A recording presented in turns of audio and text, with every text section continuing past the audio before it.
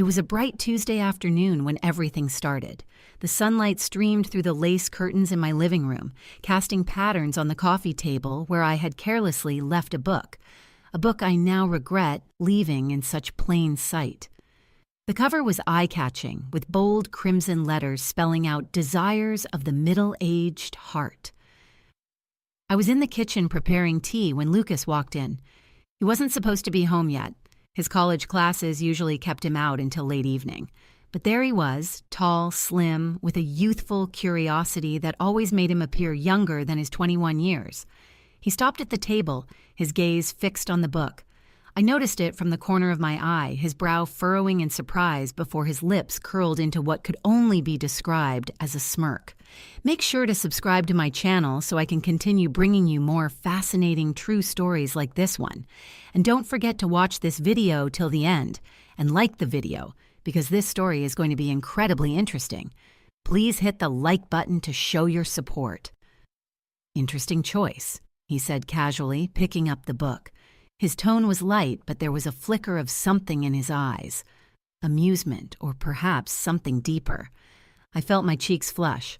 "It's research," I lied, turning toward him. "I'm editing it for a client." "Really?" He flipped through the pages, skimming one before snapping it shut. "Looks more like inspiration than research." I laughed, though it sounded forced. "Don't judge a book by its cover." But his smile lingered, and I couldn't shake the feeling that he was judging much more than the book itself. He set it back down, his fingers brushing the table a second longer than necessary before walking away with that same smirk. Once his door clicked shut, I let out a breath, trying to calm the growing sense of unease in my chest. It wasn't the book that unsettled me. It was how he had looked at it. At me. As if he saw something I wasn't ready to face. That moment marked the start of something I never saw coming, something I couldn't have stopped even if I had tried. Looking back, I wonder if I had left the book there on purpose, if part of me wanted him to find it and look at me in a way that no one else had in years. My days had settled into a comfortable rhythm. Mornings began with a steaming cup of coffee, followed by hours spent hunched over manuscripts, my red pen circling errors and suggesting changes. Being a freelance book editor had its advantages, flexibility and solitude, but it also left me longing for something I couldn't quite put into words. Maybe that's why I had been so careless with the book that Tuesday. Lucas had moved back in a few months before. He needed a place to stay while finishing his last year of college, and I couldn't refuse. The house felt too big, too empty since William, my late husband, had passed away. I told myself it was nice having someone around again, even though Lucas and I had never been particularly close. Our interactions were polite but distant. He was often absorbed in his coursework or hanging out with friends. I gave him space, and he did the same. But after the book incident, things started to change. The next morning, I sat at the dining table editing a particularly boring manuscript about corporate leadership when Lucas walked in. He was wearing sweatpants and a t-shirt, his hair still messy from sleep. I barely looked up, expecting him to grab some cereal before heading out, but instead he lingered by the counter eyeing the book. "What about it?" I asked, my pen hovering over the page. He shrugged, but I could see the curiosity in his eyes. "Seems different from the stuff you usually work on." I sighed and set the pen down. "Not every project can be exciting, Lucas. It's just another job." "Right," he nodded but didn't leave. Instead, he poured himself some coffee and sat across from me. "So, what's it about?" I hesitated, unsure how to respond. "It's a novel about relationships, exploring connections later in life." "Relationships, huh?" He smirked, and I felt my cheeks redden. "Yes," I said sharply, hoping to end the conversation, but Lucas didn't seem discouraged. "You know," he said after taking a sip of coffee, "I think people underestimate how complex relationships can be at any age." His tone was casual, but there was something in the way he spoke that made my stomach tighten. I forced a smile, brushing off his comment, but as the days passed, I noticed him watching me more closely. One evening, I found him in the living room. He was sprawled out on the couch with his laptop, but on the coffee table sat my book. He wasn't reading it, but its presence there felt deliberate, like a silent challenge. "Are you enjoying my things now, too?" I asked, half joking as I entered the room. He glanced up, unbothered. "Just curious." "You left it out again." I crossed my arms. "It's not exactly your type of reading material. Maybe I'm expanding my horizons." His eyes met mine, and for a brief moment the room seemed too small. I tried to laugh it off, muttering something about him needing to expand his horizons elsewhere. But the tension didn't ease. If anything, it grew stronger with every passing day. By the end of the week, I found myself thinking about Lucas at strange moments. It wasn't just the way he looked, though he was undeniably handsome, with sharp features and a confident posture. It was his sudden attentiveness, the way he seemed to notice things no one else did, like the day he commented on my hair, which I had spent extra time brushing in hopes of feeling less invisible. "Your hair looks nice like that," he said as he passed me in the hallway. It was a simple remark, but it caught me off guard. "Thank you," I replied, my voice softer than I intended. These moments seemed small, insignificant on the surface, but they accumulated like drops of water filling a glass. I told myself it was nothing, that I was overthinking. But deep down, I knew something had shifted between us. The house wasn't as quiet as it used to be, and it wasn't just because Lucas was home. It was the unspoken words, the lingering glances, and the way my heart raced every time I caught his eye. One late evening, I found Lucas in the living room again.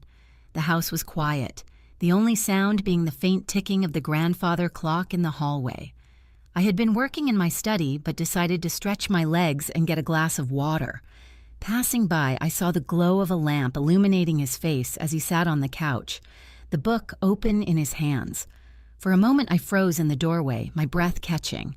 He wasn't just flipping through the pages, he was reading it. His brow furrowed in concentration, and I could see the slight movement of his lips as he silently mouthed the words. "Interesting bedtime story," I asked, leaning against the doorway, trying to sound casual. He looked up, startled, but quickly recovered. "It's different," he admitted, closing the book but keeping his thumb between the pages. "A lot more honest than I expected." "Honest?" I raised an eyebrow, stepping into the room. "Yeah, it's raw, about love, attraction, all the messy parts people don't talk about." I sat down in the armchair across from him, crossing my legs and pretending his words didn't stir something inside me. "That's the point of good writing, Lucas, to explore the things people are too afraid to say out loud. And you're comfortable with all of this?" His eyes locked on mine, his tone probing. I hesitated. "It's not about comfort. It's about understanding perspectives, even if they make you uncomfortable." For a moment he said nothing, his gaze steady. Then, almost casually, he asked, "Do you think people can feel that kind of passion at any age?" "Age?" I was taken aback, unsure how to answer. "I think passion doesn't have an expiration date. Why do you ask?" He shrugged, but there was something deliberate in his nonchalance. "Just curious. It's not something people my age think about much." "You'd be surprised," I murmured, the words slipping out before I could stop them. Our eyes met again, and the air between us seemed to change, charged with something unspoken. I quickly stood, brushing imaginary lint off my sweater. "Don't stay up too late. You've got class in the morning." "Good night, Victoria," he said softly, his voice carrying a weight that lingered as I walked down the hallway. The next day, I replayed our conversation in my head, wondering what it all meant. Was he just curious, or was there something deeper behind his words? That evening, as I sat at my desk trying to focus on a manuscript, I heard a knock at the door. Lucas stepped in, holding 2 mugs of tea. "I thought you could use a break," he said, setting one down beside me. "Thanks," I said, surprised. He lingered, his hands in his pockets. "Can I ask you something?" I nodded cautiously. "That book. Why did you decide to work on it? You could have passed it to someone else, right?" I hesitated, unsure of how much to share. It's personal, I guess. Not the content itself, but the idea behind it. I think people deserve to see themselves reflected in stories, regardless of their age. "That makes sense," he said, pulling out a chair and sitting across from me. "But does that mean you see yourself in it?" His question caught me off guard, and for a moment, I didn't know how to respond. "I think everyone can relate to some part of it," I said carefully. He didn't press further, but his eyes told me he wasn't entirely satisfied with my answer. Over the next week, Lucas's curiosity only grew. He started asking about other books I'd worked on and my thoughts on love and relationships. At first, I chalked it up to his inquisitive nature, but as his questions became more pointed, I couldn't ignore the tension growing between us. One afternoon, I caught him staring at me while I read on the patio. He was supposed to be studying, but his textbook was forgotten on his lap. When I looked up, he didn't look away. "You're distracted," I said, trying to keep my tone light. "Maybe," he admitted, a small smile tugging at the corner of his lips. "Is something on your mind?" He hesitated before answering. "Do you ever think about starting over? Finding someone new?" The question caught me off guard. "That's complicated," I replied finally. "Life usually is," he said, standing and heading inside before I could say more. As the days passed, I found myself increasingly aware of Lucas's presence, his questions, his glances. The way he seemed to hang on my every word, it was as if he was peeling away layers I didn't realize were there, and I couldn't deny it. I didn't mind the attention. The tension between us had been growing for days, though neither of us acknowledged it outright. It lingered like an electric current, stronger with every stolen glance and accidental touch. That Saturday, I decided to tackle some long overdue organizing in the library. Books were scattered across the shelves, a mixture of old novels, textbooks, and anthologies I'd collected over the years. I was halfway through a stack when Lucas walked in, barefoot and casual in jeans and a gray t-shirt. "Need a hand?" he offered lightly. "Sure," I said, brushing a strand of hair out of my face. "But I warn you, this is a full-day project." "I've got time," he replied, stepping closer. We worked side by side for hours, chatting easily about everything from his classes to my editing projects. The tension that had hung in the air earlier seemed to dissolve as we focused on the task at hand.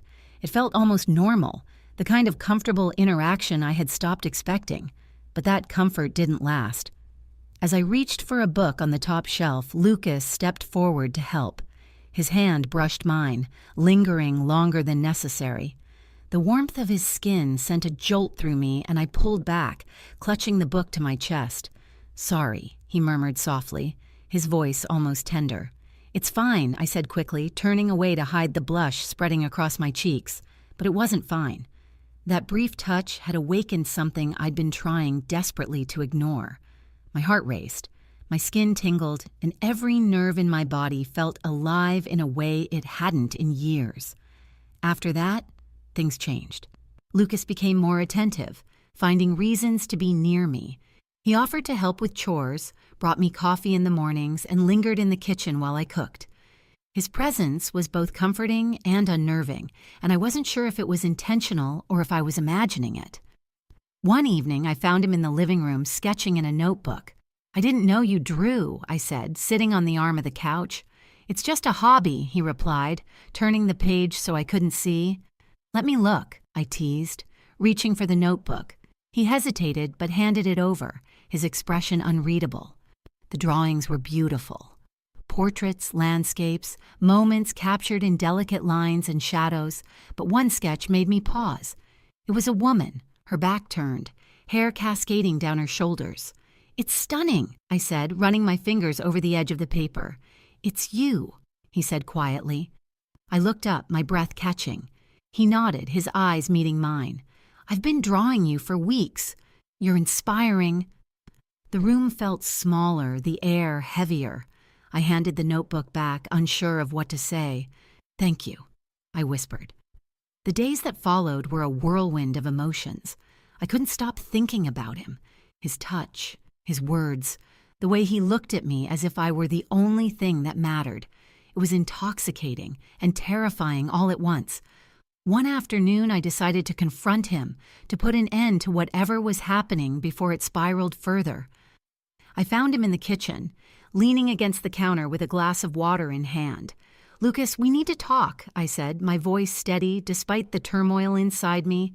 Okay, he said, setting the glass down and giving me his full attention. Whatever this is, it has to stop. It's not appropriate. He frowned, his brows knitting together. I don't understand. What are you talking about? You know exactly what I mean, I said, my tone sharp. The looks, the touches, everything. He stepped closer, his expression softening.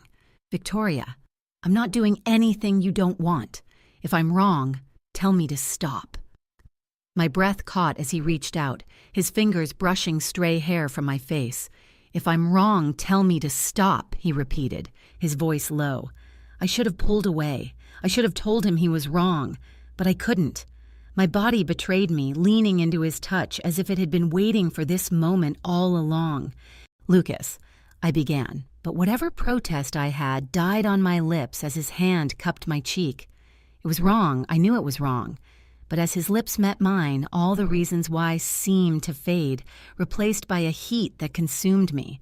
When I finally pulled away, my mind was a whirlwind of guilt and desire. This can't happen again, I said, my voice trembling. Why not? He asked calmly. Because it's not right.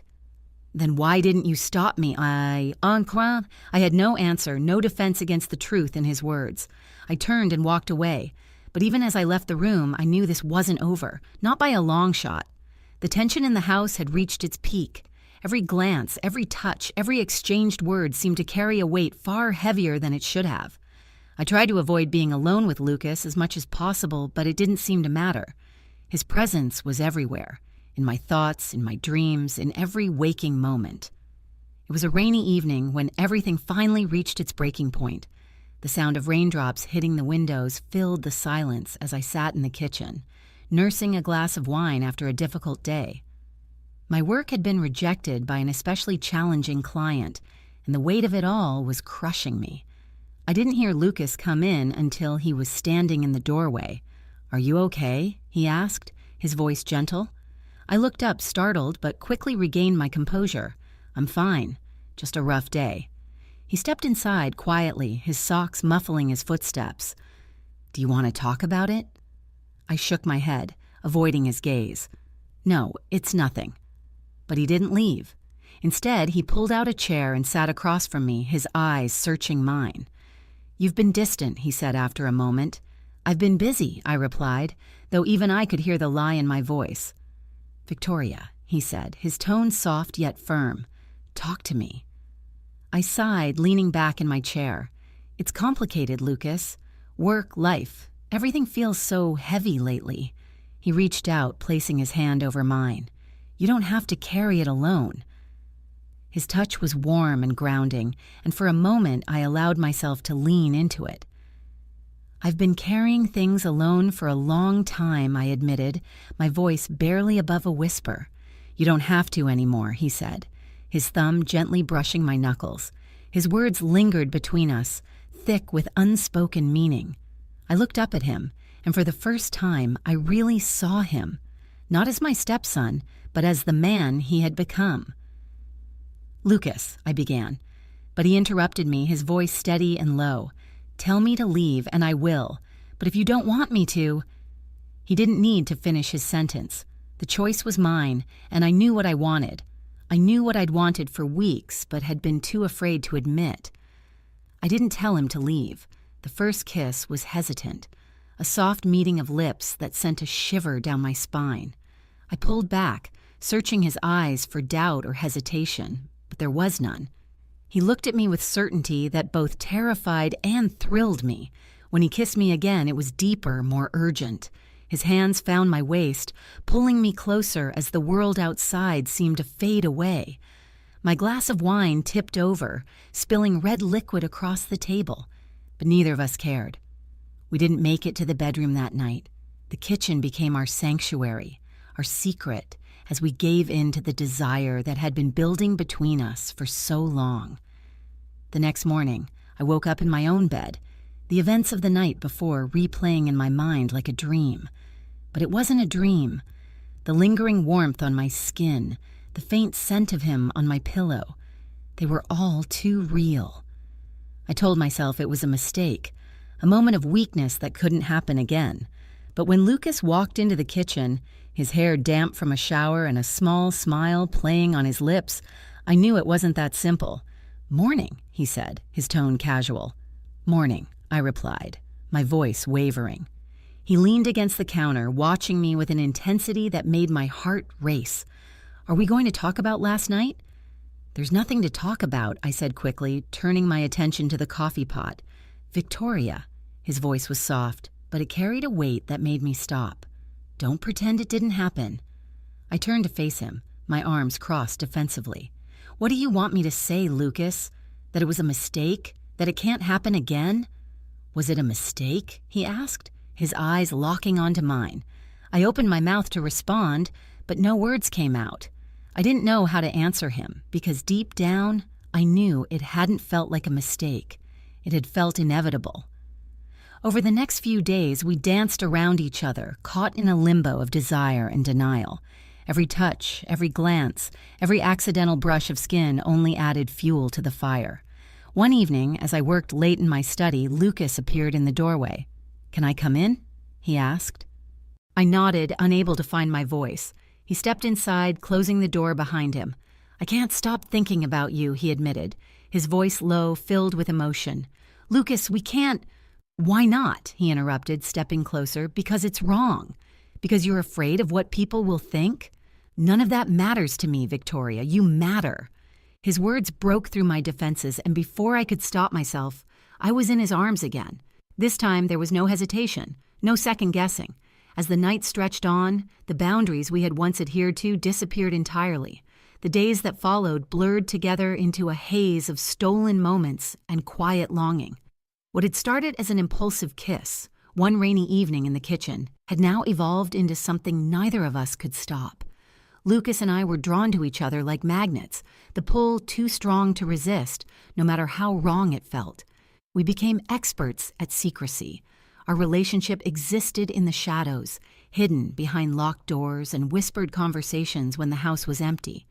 We found each other in the quiet corners where no one could intrude.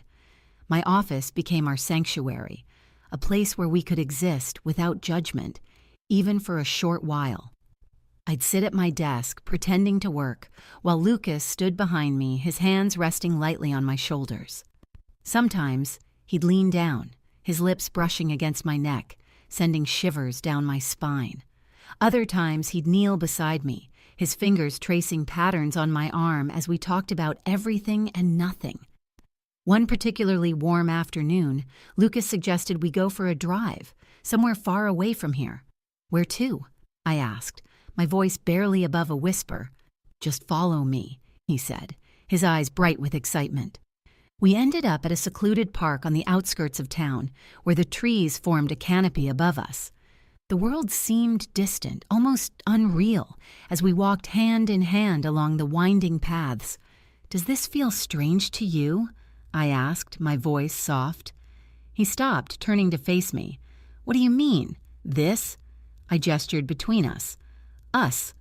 He took a step closer, his hands finding mine. "It feels like the most real thing I've ever known." His words melted away my doubts, at least for that moment. We sat together on a bench, the sound of birds singing in the background as he wrapped his arm around my shoulders. I rested my head against him, letting myself believe, even if just for a while, that this was normal. But as much as we tried to keep our affair hidden, cracks began to form in our carefully constructed facade. It started with Mrs. Thompson, our overly curious neighbor who seemed to show up at the most inconvenient times. One morning, as Lucas left for class, she waved to him from her porch, a knowing smile on her face. "Lucas seems to be around a lot more these days," she remarked, later when I ran into her at the grocery store.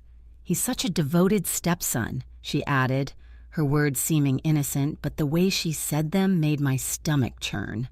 I smiled politely and quickly changed the subject, but the encounter left me uneasy. Then there was Owen, Lucas's best friend, who came over one evening to study. I stayed out of their way, retreating to my office, but I couldn't ignore their hushed conversation that floated through the walls. "You've been acting weird lately," Owen said. "Like, really weird. What's going on?"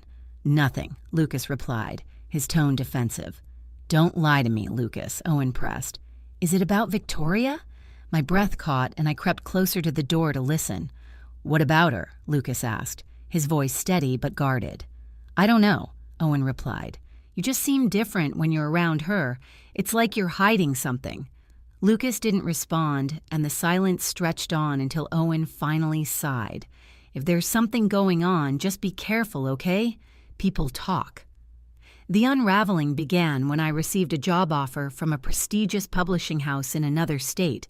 It was the kind of opportunity I had been dreaming of for years, but accepting it meant leaving everything behind, especially Lucas.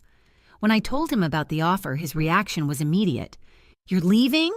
He asked, his voice sharp with disbelief. I haven't decided yet, I said, trying to keep my tone calm. You're running away, he accused, pacing the room. Lucas, this is my career, I said, struggling to make him understand. I've worked so hard for this. And what about us? He demanded, his voice breaking. There can't be an us, I said quietly, the words hanging heavily between us. He stared at me, a mixture of hurt and anger on his face. In the following days, we barely spoke. The house felt colder and emptier, the distance between us growing wider. I spent my nights going over the details of the job offer, trying to convince myself it was the right choice. But one night, as I sat at my desk, Lucas appeared in the doorway. I'm not giving up on you, he said, his voice steady despite the emotion in his eyes. Lucas, please, I started, but he shook his head. I don't care how complicated it is, he said. I love you, Victoria. His words hit me like a wave, overwhelming and undeniable. I wanted to tell him I loved him too, but the weight of our situation held me back. The breaking point came when I discovered that Mrs. Thompson had spoken to one of my clients during a chance encounter at the grocery store. She mentioned something about my stepson living with me, my client said casually during a phone call. She seemed curious about our dynamic. I hung up, my hands trembling. It was only a matter of time before the rumors spread further, before our secret became public knowledge. When Lucas came home that evening, I told him everything. We can't keep doing this, I said, my voice breaking. It's too risky. Victoria, I don't care what people think, he said, his voice filled with desperation. But I do, I replied, tears streaming down my face. For the first time, I saw fear in his eyes. He stepped closer, his hands cupping my face as he whispered, I can't lose you. You never had me to begin with, I said, the words cutting deeper than I intended. The confrontation left us both shattered. Lucas retreated to his room, and I spent the night staring at the ceiling, wondering how we had let things go so far. By the time the sun rose, I had made my decision. The morning after my sleepless night, I resolved to put an end to everything. The affair, the secrecy, the moments that had made me feel alive for the first time in years. It all had to stop. The risk was too great, and the damage we'd caused too profound. Lucas emerged from his room just as I finished pouring myself a cup of coffee. His hair was disheveled, and the dark circles under his eyes mirrored my own exhaustion. We need to talk, I said, setting the cup down. I know, he replied, his voice subdued. We sat across from each other at the dining table. The weight of unspoken words was heavy in the air. This can't continue, I began, my hands trembling as I clasped them together. It's not fair to you, and it's not fair to me. Fair, he echoed, his tone laced with frustration. Since when has any of this been about fairness? Lucas, no. Let me finish, I interrupted, my voice rising. I know this isn't conventional. I know people wouldn't understand, but I don't care about them. I care about us. His words stirred something deep within me, a mixture of longing and regret, but I couldn't let myself be swayed. There is no us, I said softly, my voice breaking. This was a mistake. His expression shifted. The hurt in his eyes cut me to the core. You don't mean that, he said, his voice trembling. I do, I lied, forcing the words out, even as my heart screamed otherwise. You need to move on, Lucas. Find someone your age, someone who can give you the life you deserve. He stood abruptly, his chair scraping against the floor. You don't get to decide what I deserve, he shouted, his voice sharp with anger. I watched helplessly as he stormed out of the house, the door slamming shut behind him. The silence that followed was deafening. For the first time in months, the house felt unbearably empty. I tried to focus on work, but my thoughts kept drifting to Lucas, where he'd gone, what he was thinking, whether I had made the right choice. Hours passed with no word from him. I resisted the urge to call, telling myself he needed time to process everything. But as night fell, my worry grew. Finally, just past midnight, the sound of the front door opening startled me from my restless thoughts. I rushed to the living room, relief flooding through me when I saw Lucas standing there, his shoulders slumped and his expression weary. "Where have you been?" I demanded, unable to hide the concern in my voice. "Out," he replied curtly, avoiding my gaze. "Lucas, I began, but he cut me off. "I'm done talking," he said, his voice heavy with finality. "I get it, Victoria. You don't want this. You don't want me." His words were like a dagger to my chest, but I didn't correct him. How could I, when I had already made my decision? He walked past me, heading to his room without another word. The sound of his door closing was like the final nail in the coffin of whatever we'd shared. The next few days were agonizing. Lucas barely spoke to me, and when he did, his words were clipped and distant. The house felt colder, emptier, as if the life had been drained from it. I threw myself into work, hoping it would distract me, but even that proved futile. My thoughts were consumed by memories of him, his touch, his smile, the way he looked at me as if I were the only thing that mattered. One evening, I received an unexpected phone call from the publishing house offering me the job. The editor on the other end was warm and enthusiastic, outlining the details of the position and emphasizing how much they were looking forward to having me on board. "It's a big opportunity," she said. "We hope you'll accept." I thanked her and promised to give them my decision soon. But as I hung up, the weight of the choice before me felt suffocating. That night, Lucas confronted me. "I saw the email," he said, standing in the doorway of my study. "What email?" I asked, feigning ignorance. "The one about the job," he said, stepping inside. "You're taking it, aren't you?" I sighed, setting down my pen. "Lucas, this isn't about you." "Of course it's about me," he said, his voice rising. "You're running away because of what happened between us." "I'm taking the job because it's a good opportunity," I said firmly. "This has nothing to do with you." "Stop lying," he said, his tone raw with emotion. "You're scared, Victoria. Scared of what people will think. Scared of how much you feel for me." His words hit too close to the truth, and I looked away, unable to meet his gaze. "You're wrong," I said, though my voice lacked conviction. "Am I?" he challenged, stepping closer. "Tell me you don't feel anything for me. Tell me last night meant nothing." I opened my mouth to respond, but no words came out. The silence stretched between us, heavy and oppressive. "I thought so," he said, his voice softening. "You can lie to yourself all you want, but you can't lie to me." Lucas left the room, leaving me alone with my thoughts. I stared at the email on my computer screen, the cursor blinking as if waiting for me to make a decision. I knew what I had to do. The day I left was gray and overcast, the kind of weather that made everything feel heavier. I had packed my things quietly, not wanting to disturb Lucas. He had barely spoken to me since our last argument, and part of me hoped the silence was his way of letting me go. The publishing house had arranged for a moving service to help me settle into my new home. As I loaded the last box into the car, I paused, glancing back at the house. The memories of the past months played in my mind like a film reel. The laughter, the arguments, the stolen moments that had defined us. Lucas appeared in the doorway, his hands shoved into his pockets. He looked tired, his usual confidence replaced by something softer, more vulnerable. "You're really going?" he said, his voice flat. I nodded, unsure of what to say. "For what it's worth," he continued, stepping closer, "I don't regret any of it." His words hit me like a punch to the gut. "Neither do I admitted, my voice barely above a whisper.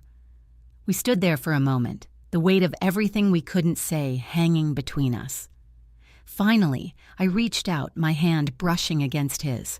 "Take care of yourself, Lucas," I said, tears welling in my eyes. "You too?" he replied, his voice thick with emotion. I wanted to say more, to tell him how much he had meant to me, but the words wouldn't come. Instead, I got into the car and drove away, leaving behind the house, the memories, and the man I had fallen for. The weeks that followed were a blur of meetings, deadlines, and adjusting to my new life.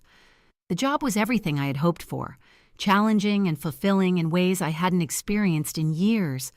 But no matter how busy I kept myself, I couldn't shake the emptiness that had settled in my chest. Every so often, I'd catch myself thinking about Lucas, wondering what he was doing, if he was happy, if he thought of me as often as I thought of him. One evening, as I walked through the city, I passed by a bookstore. In the window was a display of novels, their colorful covers beckoning passers-by. My eyes landed on one title in particular, Desires of the Middle-Aged Heart. I couldn't help but smile, the memory of that fateful day flooding back. That book had been the catalyst, the spark that had ignited something neither of us could have anticipated. I stepped inside, running my fingers along the spines of the books as I wandered through the aisles. For a moment, I let myself imagine a different version of our story, one where the world wasn't so complicated, where we could have been together without fear or judgment. But life wasn't a storybook, and happy endings weren't guaranteed. As the months turned into years, I carried the memory of Lucas with me like a keepsake, tucked away in a drawer. I didn't dwell on it, but it never truly faded. It was a reminder of what it meant to feel alive, to take risks, to love without reservation, even when the odds were stacked against you. Looking back, I realized that what we had wasn't about right or wrong. It was about being human, flawed, vulnerable, and desperately searching for connection in a world that often felt too big and too cold. And though our time together was fleeting, it was real.